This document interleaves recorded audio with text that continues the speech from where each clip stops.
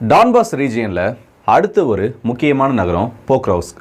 இது கூடிய சீக்கிரத்தில் ரஷ்யாவோட கைகளில் விழப்போகுதுன்னு சொல்லிட்டு ஒரு 3 நாளைக்கு முன்னாடி நான் ஒரு விஷயத்தை உங்ககிட்ட சொல்லியிருப்பேன். இப்போது அந்த ஒரு நகரத்தை ரொம்பவே ரஷ்யா நெருக்கிட்டாங்க. கிட்டத்தட்ட ஒரு 5லிருந்து 7 கிலோமீட்டர் தொலைவுகளுக்கு வெளியில் இப்போ ரஷ்யாவோட படைகளானது அந்த நகரத்தை சுற்றி வளைச்சு நின்றுட்டுருக்க அதே டைமில் பாக்மத், ஆவ்தீவிகா இந்த 2 பகுதிகளும் விழுந்தப்போ உக்ரைனுக்கு எந்த அளவுக்கு பிரச்சனைகள் ஏற்பட்டுச்சோ அதை விட அதிகமான பாதிப்புகள், அதை விட அதிகமான இழப்புகள்ன்றது இந்த ஒரு நகரத்தை இழக்கிறது மூலயமா உக்ரைனுக்கு ஏற்பட போகுது.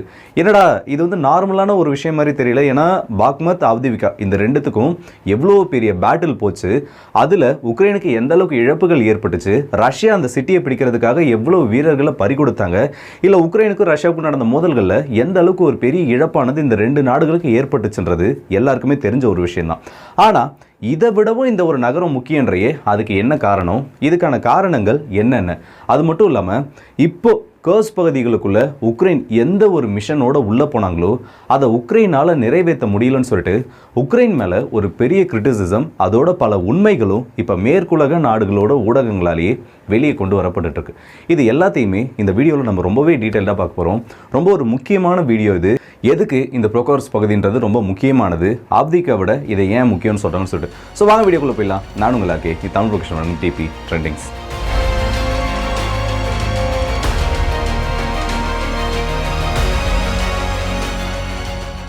இந்த ரஷ்யா உக்ரைன் போரானது 2022 தொடங்குது. இப்படி தொடங்கினதுக்கு அப்புறமா இப்போ கரண்டாக இன்னைய தேதி வரைக்கும் ரஷ்யா எந்த அளவுக்கு இடங்களை உக்ரைனுக்குள்ளே கேப்சர் பண்ணியிருக்காங்க, இல்லை எந்த ரீஜன்ஸ், எத்தனை ரீஜன்ஸை பிடிச்சிருக்காங்கன்னு பார்த்தோன்னா கர்சன், ஜாப்ரோசியா, டான்பாஸில் இருக்கக்கூடிய டொனட்ஸ்க், லுகன்ஸ்க், அது மட்டும் இல்லாமல் கார்கிவில் ஒரு சில பகுதிகள்னு சொல்லிட்டு 4 மேஜரான ரீஜன்ஸை பிடிச்சது மட்டும் இல்லாமல் கார்கிவ்லேயும் அவங்களோட அஃபென்சிவ் போயிட்டுருக்கு.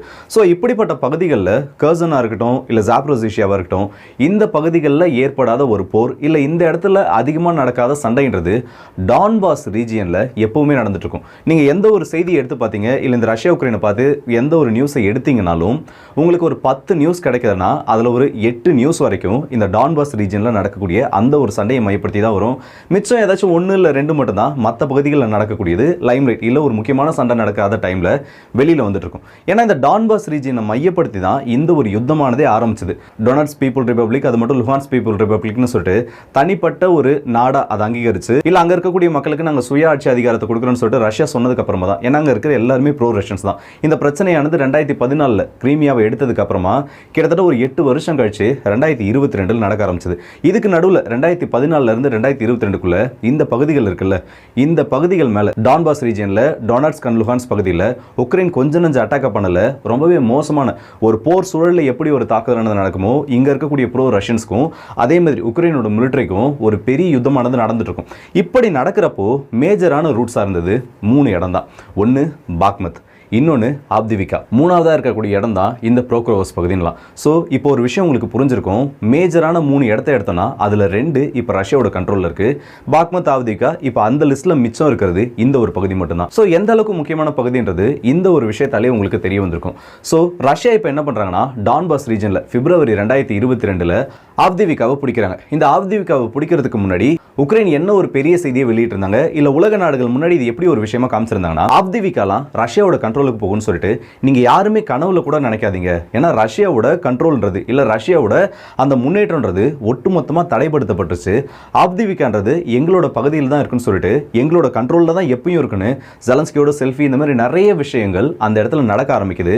எல்லாமே பிப்ரவரி 2024 வரைக்கும் தான். 2024 பிப்ரவரி மாதத்தில் முதல் முறையாக ரஷ்யாவோட ட்ரூப்ஸ் ஆவ்தீவிகாவுக்கு உள்ளே போகிறாங்க. எந்த இடத்துல இருந்து ஜெலன்ஸ்கி ஒரு செல்ஃபி எடுத்தாரோ அதே இடத்துல ரஷ்யாவோட ஃப்ளாகை ஹாய்ஸ்ட் பண்ணிட்டு இந்த டவுன் எங்களோட கண்ட்ரோலுக்கு வந்துருச்சுன்னு சொல்லிட்டு ஒரு முக்கியமான விஷயத்த சொல்கிறாங்க. உக்ரைனுக்கு அப்போ அது ரொம்ப ஒரு பெரிய அடியாக விழுந்துச்சு. உக்ரைன் நினச்சி கூட பார்க்க முடியாத அளவுக்கு இழப்புகளை அந்த இடத்துல சந்திச்சாங்க. அதே விஷயம் தான் பாக்மத்லையும் நடந்தது. ஏன்னா இந்த பெரிய யுத்தம், இப்போ இந்த ரஷ்யா உக்ரைன் போரானது உக்ரைனோட கவுண்டர் ஆஃபென்சிவ்க்கு அப்புறமா ரஷ்யாவுக்கு கிடைச்ச 2 மேஜர் வெற்றினா, ஒன்று பாக்மத்தை பிடிச்சது, இன்னொன்று ஆவ்தீவிகா பிடிச்சது. இது 2த்துக்கு முக்கியமான அந்த இம்பார்ட்டன்ஸ் ஏன் கொடுக்குது? ஒரு இடத்துக்கு நம்ம இம்பார்ட்டன்ஸ் கொடுக்குறோன்னா அதுக்கான ஒரு வேல்யூ இருக்கணும். இப்போ ஒரு முக்கியமான டவுனை பிடிக்கிறாங்கன்னு சொன்னா அந்த டவுனை வச்சு இப்போ நடக்கக்கூடிய யுத்தத்தில் நிறைய முன்னேற்றங்கள் இல்லைனா ஸ்ட்ராட்டஜிக்கலாக அந்த யுத்தத்துக்கு அது தேவையான ஒரு இடமா இருக்கணும். அந்த மாதிரி இடம் தான் இந்த அவ்திவிகாவும் பாக்மத்தும். ஏன்னா இந்த இடம் வந்து ஒரு ஹப். இங்கேருந்து நிறைய ரயில்வே நெட்வொர்க்ஸ், ரோட் நெட்வொர்க்ஸ்ன்றது பிரிஞ்சு போகும். ஸோ இந்த இடத்த அடிச்சிட்டோன்னா இந்த ஃப்ரண்ட் லைன் ஒட்டு மொத்தமும் இருக்குல்ல, இந்த ஒட்டுமொத்த இடங்களுக்கும் உக்ரைனோட சோல்ஜர்ஸ்க்கு சப்ளைஸ் போனதுக்கு அப்புறமா திரும்ப அவங்களுக்கு உதவி பண்ணுறதுக்காக எந்த ஒரு அம்யூனிஷன், ஃபுட் மெட்டீரியல்ஸ் இது எதையுமே ரோட் நெட்வொர்க் மூலயமாகவோ ரயில் நெட்வொர்க் மூலயமாகவோ உக்ரைனோட ஆர்மியால் ஆக்சஸ் பண்ண முடியாது. இப்போ சோல்ஜர்ஸ் அந்த இடத்துல சண்டை போட்டுக்கிட்டே இருக்காங்க. திரும்ப அவங்களுக்கு நம்மளால் அம்யூனிஷன்ஸும் கொடுக்க முடியல, அவங்களுக்கு தேவையான மெடிக்கல் சப்ளைஸ், ஃபுட் சப்ளைஸ், அவங்களுக்கு அன்றாட வாழ்க்கைக்கு எதெல்லாம் தேவையோ ஃப்ரண்ட் லைனில் போயிட்டு சண்டை போடுற அளவுக்கு எதையுமே நம்மளால் கொடுக்க முடியலனா அந்த இடத்துல இருந்து வீரர்கள் பின்வாங்க வைப்பாங்க. ஸோ இந்த ஹப்பாக இருக்கக்கூடிய இடம் எந்த அளவுக்கு முக்கியத்துவம் வாய்ந்ததுன்றது இந்த ஒரு பாக்மத் அந்த அவ்திகாவோட கேப்சரில் எல்லாருக்குமே தெரிஞ்ச ஒரு விஷயமா இருக்கும். இப்போ அடுத்ததா இந்த பகுதிகளை பிடிச்சதுக்கு அப்புறமா, ஏன்னா பிப்ரவரியில் பிடிச்சாங்க, அதுக்கப்புறம் ஒரு 6-7 மாதம் ஆயிடுச்சு. இது வரைக்கும் இந்த அவ்திவிகால இருந்து 25 கிலோமீட்டர் வரைக்கும் தான் ரஷ்யா முன்னேறி இருக்காங்க. என்னடா 6 மாசத்துல 25 கிலோமீட்டர் தான் முன்னேறி இருக்காங்களான்னு பார்த்தனா, இது வந்து டைரக்டா ஒரு ஓப்பன் கிரவுண்டு கொண்டு போயிட்டு ஒரு குரூப் ஆஃப் சோல்ஜர்ஸை கீழே இறக்கி விட்டு உங்க கண்ணுக்கு எதிர உங்களுக்கு எவ்வளவு தூரம் தெரியுதோ அது வரைக்கும் நீங்க போங்க, அது வரைக்கும் நம்ம கெயின் பண்ணிடலாம், இல்ல அது வரைக்கும் அந்த டெரிட்டரி நம்மளோட கண்ட்ரோல் வச்சுக்கலாம்னு சொல்லிட்டு குருட்டுத்தனமா இறங்கி ஓடுற விஷயம் கிடையாது. ரஷ்யா எடுத்து வைக்கக்கூடிய ஒவ்வொரு இன்ச்சும், அதே மாதிரி உக்ரைன் வந்து திரும்ப ரீகேப்சர் பண்றதுக்காக எடுத்து வைக்கக்கூடிய ஒவ்வொரு இன்ச், ஒவ்வொரு அடியுமே எல்லாமே கன்னிவெடிகளால் நிரப்பப்பட்டது. சுற்றி எல்லாரும் சுற்றியும் ஒரு ஆக்டிவான காம்பேட் ஜோனில் தலைக்கு மேலே விமானங்கள் பறந்துக்கிட்டு சைடில் எந்நேரமும் ஆர்ட்லரி ஸ்ட்ரைக்குன்னு சொல்லிட்டு ரொம்பவே ஒரு மோசமான யுத்தத்தை, ஏன்னா வரலாறுகளில் இப்போ நடக்கிற போரில் ரொம்ப ஒரு உக்கிரமான போராக இது மாறுற அளவுக்கு டெட்லியஸ்ட் ஸ்ட்ரைக் நடக்கக்கூடிய அந்த இடங்களில் ஒவ்வொரு இன்ச்சை கேப்சர் பண்ணுறதுன்றதும் ரொம்பவே ஒரு முக்கியமான விஷயம். ஸோ இந்த அளவுக்கு 6 மாதத்தில் 25 கிலோமீட்டரை முன்னேறி போயிருக்காங்கன்னா அதை திரும்ப உக்ரைனால் ரீகேப்சர் பண்ண முடியாத அளவுக்கு ரஷ்யா இந்த யான் அசைஞ்சு போகும்னு சொல்லுவாங்கல்ல, அந்த மாதிரி கொஞ்சம் கொஞ்சமாக உக்ரைனோட நிலப்பகுதிகளை ஆக்கிரமிக்க ஆரம்பிச்சாங்க. இப்போ இது எந்த இடத்துல கொண்டு வந்து நிறுத்தியிருக்குன்னா, இந்த ப்ரோகோவ் டவுன்ல இருந்து வெறும் 5-7 கிலோமீட்டர் தொலைவில் இருக்கக்கூடிய நோவார்டிகான்னு ஒரு இடம் சொல்லுவாங்க. இது வந்து சவுத் ஈஸ்டர்ன் சைடில் இருக்கக்கூடிய ஒரு பகுதி. அது பக்கத்தில் இருக்கக்கூடிய ரோத்விகா, மிலோரோபேவிகான்னு சொல்லிட்டு முக்கியமான பல கிராமங்கள், அதாவது இந்த சிட்டியோட அவுட்ஸ்கர்ட்ஸில் இருக்கக்கூடிய பகுதிகள் எல்லாம் இப்போ ரஷ்யாவோட கண்ட்ரோலுக்கு வர ஆரம்பிச்சிருச்சு. அந்த இடத்துல ஆக்டிவாக ரஷ்யன் ஃபோர்ஸஸ் டெப்ளாய் செய்யப்பட்டுட்டாங்க. இப்போ வரப்போகிற நாட்களில் இன்னும் 2 இல்லை 3 நாட்களுக்குள்ள இந்த சிட்டியானது ரஷ்யாவோட கண்ட்ரோலுக்கு போகலாம். ஏன்னா ஒரு முக்கியமான சிட்டியை ரொம்ப நாளைக்கு அப்புறமா ஒரு 6 மாசத்துக்கு அப்புறம் ரஷ்யாவுக்கு கிடைக்கக்கூடிய ஒரு மிகப்பெரிய வெற்றியா இது மாறப்போகுதுன்னு சொல்லிட்டு இப்பவே வெஸ்டர்ன் கண்ட்ரீஸ் அவங்களோட நியூஸை வெளியிட ஆரம்பிச்சிட்டாங்க. ஸோ இந்த சிட்டி இது மட்டும் இல்லை, இந்த ஒரு காரணத்துக்காக சப்ளைஸ் அடிக்கணுன்றது மட்டும் காரணம் இல்லாமல் இப்போ பாக்மத் ஃப்ரண்ட் இருக்குல்ல, பாக்மத் ஃப்ரண்ட்ல இருந்து இந்த கிரமட்டோஸ் பகுதின்றது ரொம்ப முக்கியமானது. இது ரெண்டுமே ப்ரோகோவஸ்க்கு எப்படி முக்கியமோ அதே மாதிரி தான் கிரமட்டோஸ் பகுதியும் முக்கியம். அவ்திவிகாவுக்கு வெஸ்டர்ன் சைடில் ப்ரோகோவஸ்க் இருக்குன்னா, அப்படியே மேலே கொஞ்சம் ஒரு சில கிலோமீட்டர்கள் தள்ளி பார்த்தனா, ஒரு 50 கிலோமீட்டர் தள்ளி பார்த்தனா அவ்திவிகாவுக்கு மேலே பாக்மத், பாக்மத்தோட வெஸ்டர்ன் சைடில் இந்த கிரமட்டோஸ் பகுதி. ஸோ இந்த 4 லொக்கேஷனும் ஒரு ஸ்கொயர் ஷேப்பில் எந்த அளவுக்கு டிஃபென்ஸுக்கு முக்கியமானது, அது மட்டும் இல்லாமல் லாஜிஸ்டிக் ஹப், டிரான்ஸ்போர்ட்டுக்கு தேவையானன்ற ஒரு விஷயம் நமக்கு தெளிவாக தெரியும். இப்போ இந்த பாக்மத் ஃப்ரண்ட்ல இருந்து ப்ரோகோவஸ் பகுதியை கனெக்ட் பண்ணக்கூடிய அந்த பல கிலோமீட்டர்கள் நீளமுடைய ஒரு ரயில்வே நெட்வொர்க், அது மட்டும் இல்லாமல் கனெக்ட் பண்ணக்கூடிய ஒரு முக்கியமான ரோட் நெட்வொர்க் இருக்கு. மற்றபடி இங்கிருந்து ப்ரோகோவஸ்க்ல இருந்து கிரமட்டோஸ் பகுதிக்கு டைரக்டான ரோட் கனெக்ஷன் ஆனது கிடையாது.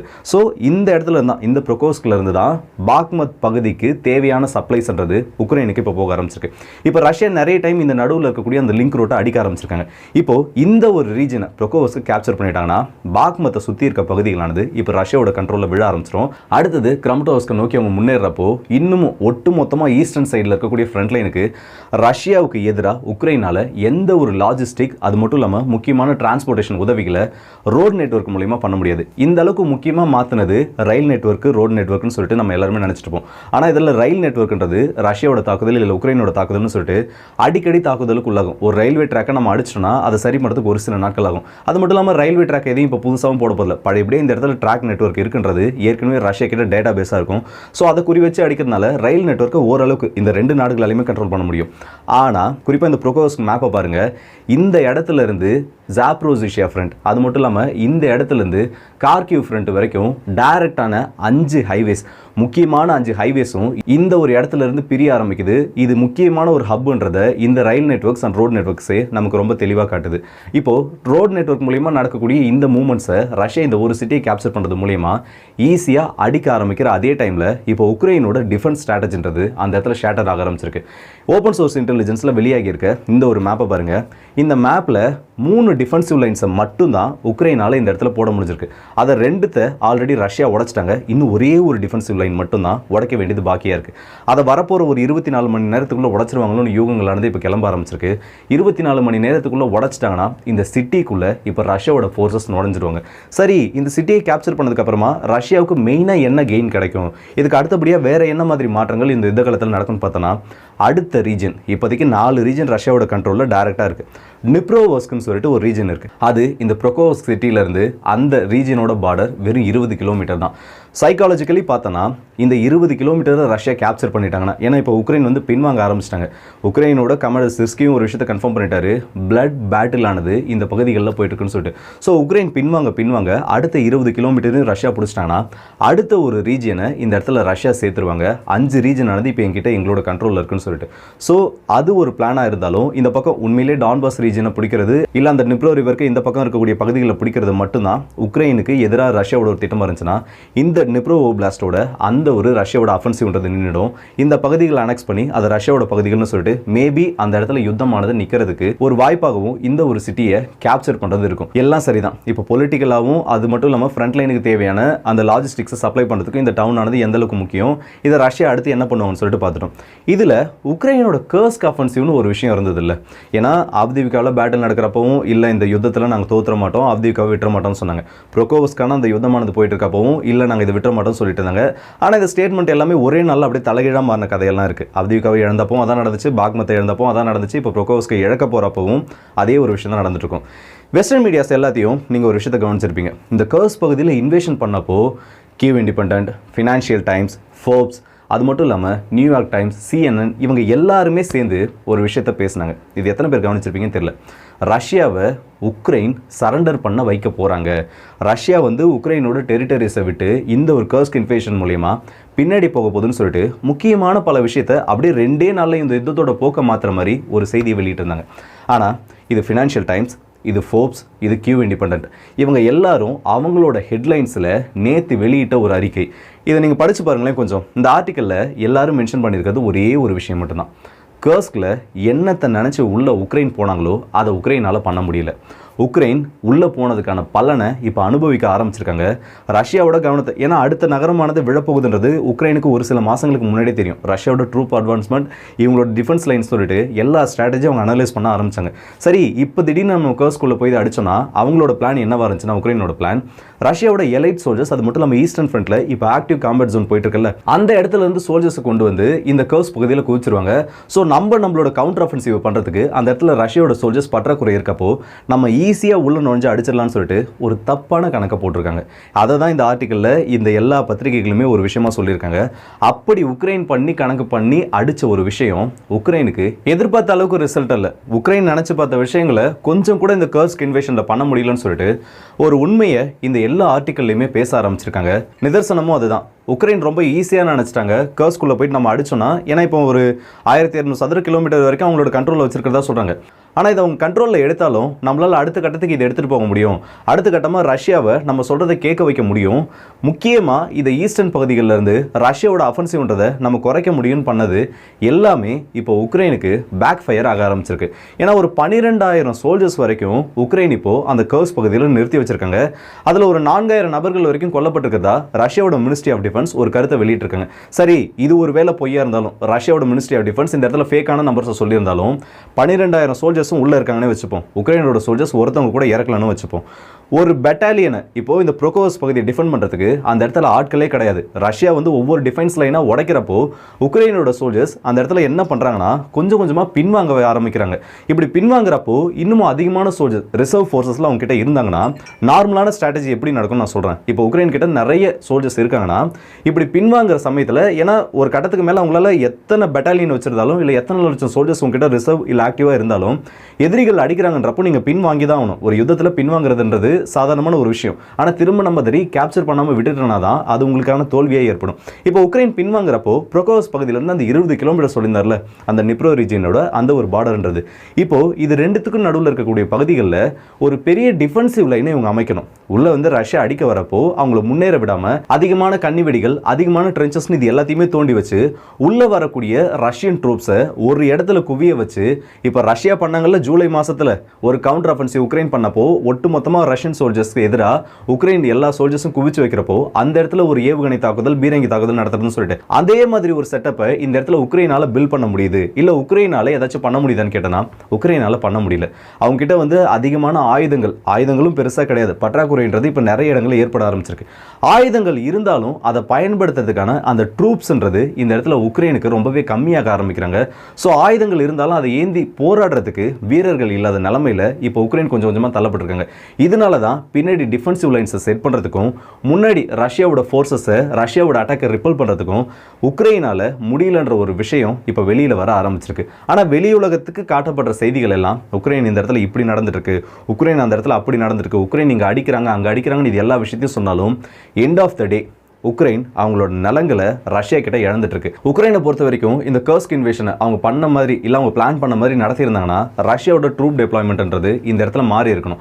ஆனால் இது எதுவுமே மாறாதது உக்ரைனோட ஒரு தோல்வியை தான் குறிக்குது. இதில் ரொம்ப ஒரு முக்கியமான விஷயம் என்னன்னா, இப்போ 12,000 சோல்ஜர்ஸை கொண்டு போயிட்டு அந்த இடத்துல நிறுத்திருக்காங்கல்ல, பல பெட்டாலியன்ஸை கொண்டு போய் அங்கே நிறுத்திருக்காங்க. இதில் 2 பெட்டாலியன் ஆஃப் சோல்ஜர்ஸ் கிட்டத்தட்ட ஒரு 2000 நபர்கள் வரைக்கும் இருந்திருந்தா கூட இந்த ப்ரோகோவஸ்க்கு அவங்களால கொஞ்ச நாளைக்கு ஹோல்ட் பண்ணியிருக்க முடியும், டிஃபெண்ட் பண்ணுறதுக்கான அந்த முயற்சிகளில் ஈடுபட்டிருப்பாங்க. ஆட்கள் பற்றாக்குறையா இருக்கப்போ ஏதோ ஒரு நாடு சொன்னது இல்லை யாரோ ஒரு சொன்ன பேச்சை கேட்டுக்கிட்டு கர்ஸ்க் பகுதியில் இன்வேஷன் பண்றோன்னு உக்ரைன் பண்ண அந்த ஒரு விஷயம் இப்போ இன்டைரக்டா இந்த ரீஜியன்ல, டான்பாஸ் ரீஜியன்ல உக்ரைனுக்கு எதிரொலிக்க ஆரம்பிச்சிருக்கு. இன்னும் என்ன பாருங்களேன், அமெரிக்காவோட எல்லா மெயின் மீடியாஸும் வரப்போற ஒரு வாரத்துக்கு இந்த ஒரு டவுனை பத்தி மேஜரான ஒரு விஷயத்த சொல்லுவாங்க. உக்ரைன் அந்த இடத்துல லாஸ் ஆகுதுன்னு சொன்னாலும் அதை கவர் அப் பண்றதுக்கு என்ன விஷயங்களை அவங்களால பண்ண முடியுமோ அது எல்லாத்தையுமே பண்ண ஆரம்பிப்பாங்க. கர்ஸ்க் இன்வேஷனை இன்னமும் பெருசா காமிக்க ஆரம்பிப்பாங்க. ஆனால் கிரவுண்ட்ல இதுதான் இப்போ நிலைமையா நடந்துட்டு இருக்கு. ரஷ்யாவோட அடுத்த வெற்றியை நோக்கி அவங்க போயிட்டே இருக்க டைம்ல உக்ரைன் தேவையில்லாமல் ரஷ்யாவுக்குள்ள நுழைஞ்சதுக்கான அந்த பின்விளைவுகளை இப்போ உக்ரைனுக்குள்ள வச்சு அனுபவிக்க ஆரம்பிச்சிருக்காங்க. இப்போ கர்ஸ்கை பொறுத்த வரைக்கும் ரஷ்யாவோட தாக்குதலை அவங்களால ரொம்ப நாளைக்கு ரிப்பல் பண்ண முடியாது. ஏன்னா இப்போ சுமி ரீஜன்லையும் கார்கிவ் ரீஜன்லையும் ரஷ்யாவோட அந்த அஃபென்சிவ்ன்றது ஸ்டார்ட் ஆக ஆரம்பிச்சிருச்சு. நிறைய சின்ன சின்ன கிராமங்களை ஒவ்வொரு நாள் கால இடைவெளியில ரஷ்யா கேப்சர் பண்ண ஆரம்பிச்சிருக்காங்க. இதுல உக்ரைனுக்கு ஏற்பட்ட இன்னொரு பெரிய அதிர்ச்சி என்ன தெரியுமா, கர்ஸ்கில் வந்து உக்ரைன் போயிட்டு அடிக்க ஆரம்பிச்சதும் உக்ரைன் எதிர்பார்த்த விஷயம் 2. ஒன்று வந்து ஈஸ்டர்ன் ஃப்ரண்ட்ல இருக்க சோல்ஜர்ஸை வந்து ரஷ்யா ரீக்ரூப் பண்ணுவாங்க, அந்த சமயத்தில் நம்ம ஈஸியாக உள்ள போயிட்டு அடிச்சிடலாம். அதை நான் ஏற்கனவே உங்ககிட்ட சொல்லிட்டேன். இன்னொரு விஷயம் என்னன்னா, ரொம்பவே எலைட் சோல்ஜர்ஸ் ரஷ்யாக்குள்ள போயிட்டு உக்ரைன் அடிச்சிட்டாங்கன்னா ஒரு பெரிய சைக்காலஜிக்கல் வார்ஃபேர் இது. இப்போ நமக்கே கேட்குறப்ப எப்படி இருக்கும், என்னடா இது ஒரு சின்ன நாடு போயிட்டு ரஷ்யாவை இப்படி அடிக்குதுன்னு சொல்லிட்டு. பின்னாடி நாட்டோ ஒரு 52 நாடுகள் இருந்தாலும் வெளியில இருந்து பார்க்குறப்போ உக்ரைன் விசஸ் ரஷ்யான்ற மாதிரி தான் அந்த பிரச்சனையான தெரியும். ஸோ சைக்காலஜிக்கல் வார்ஃபேர் பண்றப்போ ரஷ்யா அவசரப்பட்டு இந்த இடத்துல அவங்களோட ஸ்பெஷல் ஃபோர்ஸஸ், எலைட் ஃபோர்ஸஸை கொண்டு வந்து அந்த இடத்துல நிறுத்துவாங்க. ரஷ்யாவுக்கு அவங்களோட ஸ்பெஷல் ட்ரூப்ஸோட அந்த எண்ணிக்கையை குறைக்கிற மாதிரி, ஏன்னா அவங்க மேல ஒரு மோசமான தாக்குதலை பண்றப்போ, ஒரு திடீர்னு பெரிய அஃபென்சிவ் பண்றப்போ அவங்களோட சோல்ஜர்ஸை கொன்னுடலான்னு சொல்லிட்டு உக்ரைன் போட்ட கணக்கும் அந்த இடத்துல அப்படியே கொஞ்சமாக மாற ஆரம்பிச்சிருச்சு. இந்த இடத்துல ரஷ்யா என்ன பண்ணிட்டாங்கன்னா, அவங்களோட எலைட் சோல்ஜர்ஸை விட்டு நார்மலாக ரிசர்வ் ஃபோர்ஸில் இருப்பாங்கல்ல, அந்த ரிசர்வ் ஃபோர்ஸஸ் தான் முதல்ல கொண்டு வந்து களம் இருக்கிறாங்க. அதுக்கப்புறமா அவங்க ஒரு இடத்துல கண்ட்ரோலுக்கு கொண்டு வந்ததுக்கப்புறமா ஸ்பெஷல் ஃபோர்ஸஸான ஆக்மத்ன்றது உள்ள வருது. முன்கூட்டியே ரிசர்வ் ஃபோர்ஸஸை கொண்டு வந்து உக்ரைனோட அந்த முன்னேற்றன்றது தடைப்பட்டதுக்கு அப்புறமா ரஷ்யா அவங்களோட ஸ்பெஷல் ஃபோர்ஸஸை இறக்கி இப்போ உக்ரைனை கொஞ்சம் கொஞ்சமாக பின்வாங்க ஆரம்பிச்சிருக்காங்க. ஸோ இதுவும் உக்ரைன் பண்ண அந்த பிளான்ல ஒரு பெரிய சொதப்பலாக மாற ஆரம்பிச்சிருச்சு. எல்லா விஷயத்தையும் சேர்த்து பார்க்குறப்போ இது எல்லாமே இறுதியாக ஒரு பாயிண்ட்ல தான் கொண்டு வந்து நிறுத்தும். நம்ம எப்போ அடிக்கிறோம், எப்படி அடிக்கிறோன்றது முக்கியமே கிடையாது. எந்த அளவுக்கு அடிக்கிறோம், எந்த விதத்தில் அடிக்கிறோன்றது தான் ஒரு யுத்தத்தோட போக்கை, ஏன் ஒரு போரோட முடிவையே இந்த இடத்துல மாற்றக்கூடிய ஒரு அமைப்பாக மாறிக்கிட்டு இருக்கு. இப்போ உக்ரைனை பொறுத்த வரைக்கும் என்னதான் அவங்க வந்து நிறைய எக்யூப்மெண்ட்ஸை கேட்டாலும் மேன் பவர் ஷார்ட்டேஜ்ன்றது இந்த யுத்தத்தில் அவங்கள ரொம்ப பாதிப்படைய வைக்குது. அதனால தான் ஒவ்வொரு நகரமாக அவங்க இந்த இடத்துல ரஷ்யாவுக்கு ரொம்ப போராடி இழந்துகிட்டு இருக்காங்க. ஸோ இந்த வீடியோ பற்றி உங்களோட கருத்துக்களை கமெண்ட் செக்ஷனில் சொல்லுங்கள். அடுத்த வீடியோ சந்திப்போம். அதுவரை உங்கள் விடைபெறுது உங்கள் எல்லாருக்கும்.